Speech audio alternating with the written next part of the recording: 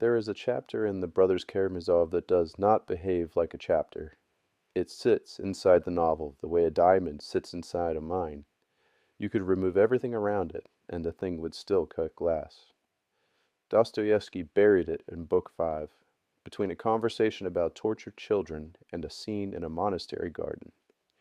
He gave it to his worst character to tell, and then he let that character make the strongest case against the Christian religion that has ever been written in any language, and answered it with a gesture so simple that most readers miss it entirely. The chapter is called The Grand Inquisitor. The setup is this. Two brothers sit in a tavern in a Russian town.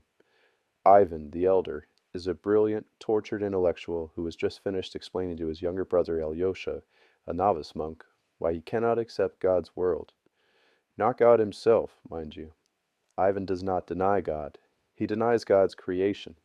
He has catalogued in agonizing detail the suffering of innocent children, beaten, frozen, torn apart by dogs, and he has concluded that no future harmony, no paradise, no final reconciliation of all things is worth the tears of one tortured soul.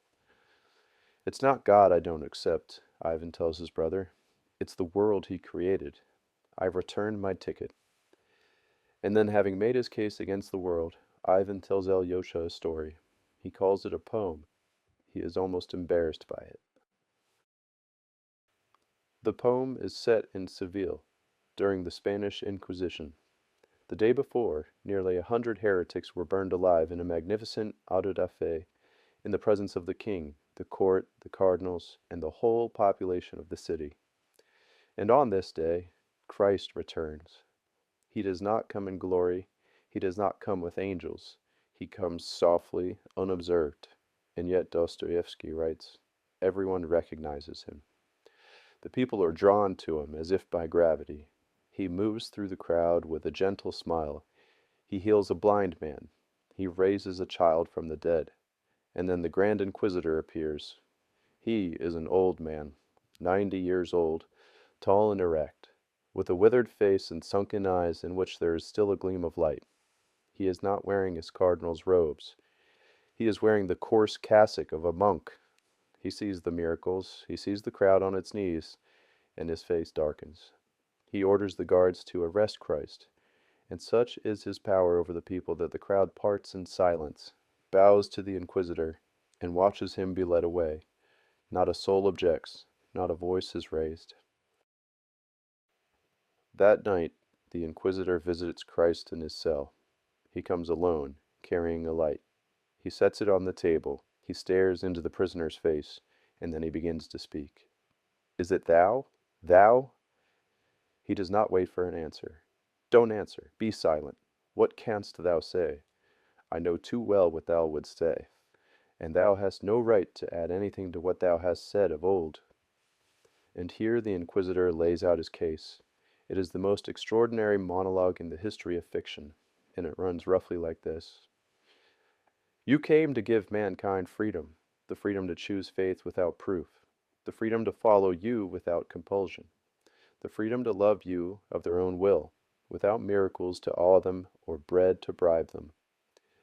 And you were wrong. Not wrong in your ideal, wrong about mankind. You overestimated them. You loved them more than they deserved, and in loving them so greatly, you laid upon them a burden they were never built to carry. The Inquisitor structures his argument around the three temptations of Christ in the wilderness. The first temptation, turn stones into bread. You refused, the Inquisitor says, because you would not buy obedience with food. You said man does not live by bread alone, and that is true, for a handful of saints. But for the millions, they will sell their freedom for bread every single time. They will worship whoever feeds them, and curse whoever asks them to be free. Feed men, and then ask of them virtue. That is what they will write on the banner they raise against you. We corrected this. We feed them, and they worship us for it. The second temptation, throw yourself from the temple. You refused to perform a miracle to prove you were the Son of God. You did not want faith based on spectacle. You wanted faith that rose freely. from the heart without proof. But, the Inquisitor says, you did not know man. When man rejects miracle, he rejects God too. For man seeks not so much God as the miraculous. Take away his miracles, and he will invent new ones. Sorcery, witchcraft, ideology, anything. He cannot live without something to fall down before. We corrected this too. We gave them mystery and miracle, and they were grateful. The third temptation: rule all the kingdoms of the earth. You refused to take up worldly power. You refused the sword of Caesar. But the Inquisitor says, had you taken it, you would have given mankind the one thing it craves above all else: unity. Someone to follow. A single authority that settles all questions and ends the agony of choosing for themselves. We took what you refused. We took Rome.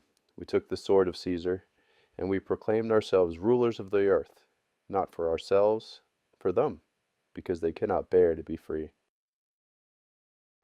Now here is where the chapter turns from brilliant to bottomless. The Inquisitor does not claim to serve God. He admits to Christ's face that the Church serves Satan. We are not working with thee, but with him. That is our mystery. It's long, 8 centuries, since we have been on his side and not on thine. But this is not cynicism. This is the part that makes the chapter so disturbing. The Inquisitor loves humanity. He loved Christ once. He too ate roots in the desert. He too sought perfection. But he looked at the millions of ordinary people, and he saw that they would never be strong enough for true freedom. And so, out of a love so fierce it broke his own faith, he turned back. He joined the church not because he believed, but because the people needed to believe. He took upon himself the burden of the lie so that the millions could be happy. We shall allow them even sin, he says. They are weak and helpless, and they will love us like children because we allow them to sin. There will be billions of happy children, he says, and 100,000 sufferers. The rulers, the ones who know the truth, who carry the curse of knowledge so the rest can sleep. And through all of this, Christ says nothing. Not one word, not a rebuttal, not a correction, not a defense. He simply listens, looking gently into the old man's face. This silence is everything. It is the hinge on which the entire novel turns. Because Dostoevsky is not interested in winning the argument, any competent theologian could draft a rebuttal to the Inquisitor. But Dostoevsky understood something that most writers never learn. The strongest answer to a perfect argument is not a better argument. It is something that arguments cannot touch. When the Inquisitor finishes, Christ rises. He walks to the old man, and he kisses him on his bloodless, aged lips. That is his answer. The Inquisitor shudders. His lips tremble. He goes to the door, opens it, and says, "Go and come no more. Come not at all. Never. Never." And he lets him out into the dark streets of the city. And the old man? Alyosha asks. The kiss glows in his heart, Ivan says, but the old man adheres to his idea. And then Alyosha stands up, walks to his brother, and kisses him on the lips. That's plagiarism, Ivan says, delighted. You stole that from my poem. This chapter always rearranges the furniture in my head. What Dostoevsky has done is construct a trap with no exit. The Inquisitor's argument is airtight. Mankind cannot bear freedom. History confirms it. Every revolution that promised liberty produced a tyrant. Every generation that overthrew its idols built new ones before the rubble even cooled. The Inquisitor is right about human nature. He is right that most people would rather be comfortable than free. He is right that the strong will always end up managing the weak. And yet, the kiss does not refute the argument. It does something worse. It makes the argument irrelevant. Because love is not an argument. It does not operate on the same plane as logic. You cannot defeat it by being right. You cannot defeat it at all. You can only receive it or refuse it. The Inquisitor refuses it. He opens the door, he sends Christ away, and the kiss glows in his heart for the rest of his life. and it changes nothing, and it changes everything. Dostoevsky wrote this while his own son was dying. The boy was 3 years old. His name was Alyosha, the same name he gave to the saintly brother in the novel. The child suffered from epilepsy, inherited from his father, and died during the writing of the brothers Karamazov. So when Ivan catalogues the suffering of innocent children and says he returns his ticket to God's creation, that is not a literary exercise. That is a man writing with his own blood. And when Christ answers the strongest case against him with nothing but a kiss, that is Dostoevsky's answer to his own grief. Not an explanation, not a justification, just the irreducible, unanswerable fact of love, standing in silence before the worst that the world can do.